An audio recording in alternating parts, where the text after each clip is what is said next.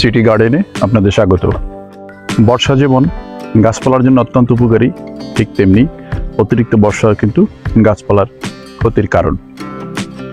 বিশেষ করে আমরা যারা ছাদ বাগানে টবে কিংবা হাফ ড্রামে গাছ করি তাদের জন্য অতিরিক্ত বর্ষার পানি কিন্তু খুবই চিন্তার বিষয়। কেননা এই অতিরিক্ত বর্ষার পানি টবে এবং হাফ ড্রামে জমে গিয়ে গাছের শেকড় পচা থেকে শুরু করে গাছের অন্যান্য আরও অনেক রোগ ব্যাধির কিন্তু জন্ম দেয়।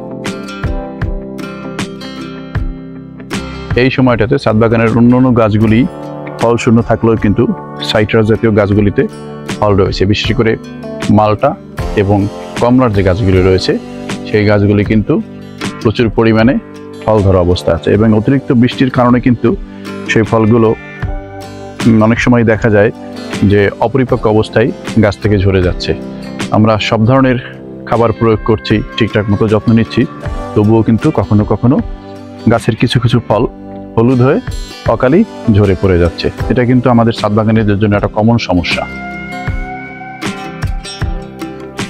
আমার বাগানেও কিন্তু এই ধরনের সমস্যা আমি বেশ ভালোভাবে ফেস করছি। বন্ধুরা, আপনারা দেখতে পাচ্ছেন একটি সাতকি কমলার গাছ এবং এই সাতকি কমলার গাছটিতে কিন্তু বেশ কিছু কমলা রয়েছে এবং এখানে এই যে কমলাটি দেখতে পাচ্ছেন এটি কিন্তু অপরিপক্ক অবস্থায় ঝরে পড়ে যাবে, অর্থাৎ এটি কিন্তু হলুদ হতে শুরু করেছে এবং এই যে বোটার দিকে দেখতে পাচ্ছেন একটা স্পট রয়েছে, এটা কিন্তু ছত্রাকের আক্রমণে এবং এই ছত্রাকের আক্রমণটা কিন্তু অতিরিক্ত বৃষ্টিপাতের কারণে অনেক বেশি বেড়ে যায়। কেননা অতিরিক্ত বৃষ্টিপাতের সময় আমরা কিন্তু নিয়ম করে পরিমিত মাত্রায় গাছে ছত্রাকনাশক স্প্রে করতে পারি না, কিংবা স্প্রে করলেও কিন্তু সেগুলো খুব একটা কাজ করে না, কেননা সবসময় বৃষ্টি লেগেই থাকে এবং বৃষ্টির পানিতে কিন্তু সেই ছত্রাকনাশক স্প্রে করলে সেটা কিন্তু ধুয়ে যায়, যার ফলে কিছু কিছু ফল দেখবেন আপনার এই হলুদ হয়ে কিন্তু ঝরে পড়ে যায়। আবার ফল হলুদ হয়ে যাবার আরেকটা কারণ রয়েছে, সেটা হচ্ছে শেকড় পচা, অর্থাৎ শেকড় যদি পচে যায় সেক্ষেত্রেও কিন্তু ফল হলুদ হয়ে অকালেই কিন্তু ঝরে পড়ে যাবে।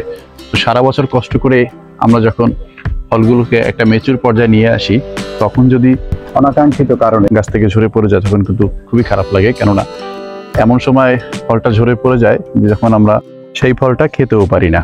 মানে এরকম একটা বাজে অবস্থায় কি করা যায়?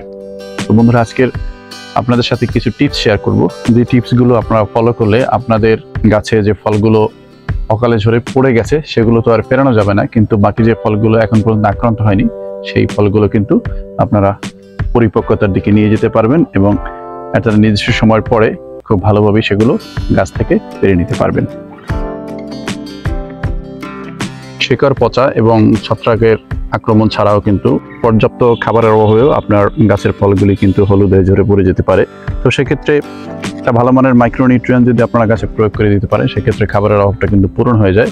তবে মূল সমস্যা হচ্ছে শেকড় পচা এবং ছত্রাকের বারবার যে আক্রান্ত হয় সেই সমস্যাটা। বন্ধুরা, শেকড় পচা রোধের জন্য সবচেয়ে বিশ্বস্ত যে বিষয়টি রয়েছে সেটি হচ্ছে কপার অক্সিক্লোরাইড গ্রুপের ছত্রাকনাশক শেকড়ে প্রয়োগ করা।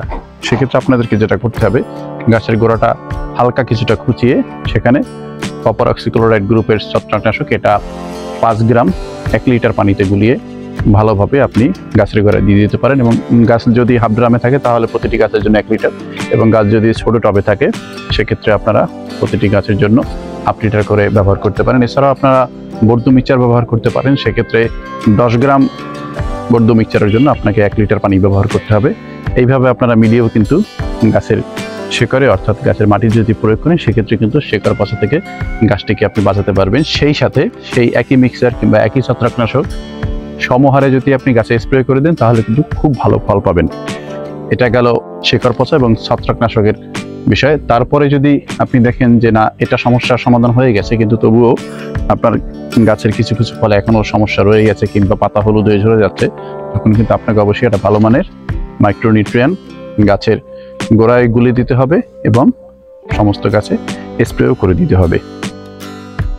এই পদ্ধতির পাশাপাশি গাছে মিশ্র খাবার প্রয়োগ করবেন এবং 5 গ্রাম ম্যাগনেসিয়াম সালফেট 1 লিটার পানিতে গুলিয়ে গাছে স্প্রে করবেন এবং গাছের গোড়ায় প্রয়োগ করবেন। বন্ধুরা, এই ছিল আজকের ভিডিওটি ভালো লাগলে চ্যানেলটি সাবস্ক্রাইব করে পাশে থাকা বেল আইকনটি অন করে নিন।